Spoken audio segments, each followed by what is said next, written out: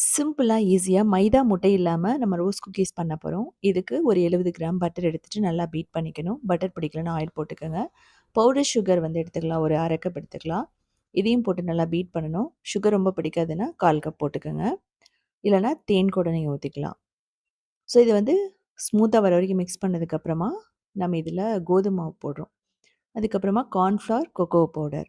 இதில வந்து baking soda, baking powder எதுவுமே கிடையாது. இத ஃபர்ஸ்ட்டு நல்லா மிக்ஸ் பண்ணதுக்கப்புறமா நம்ம தேவையான அளவு பால் ஊத்துவோம்.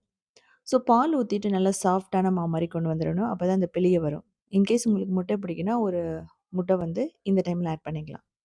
இல்லன்னா முன்னாடியே கூட நீங்க ஆட் பண்ணிக்கலாம். ஸோ இந்த ஸ்மூத்தா வந்ததுக்கப்புறமா பைப்பிங் பேக்ல வந்து போடுறோம்.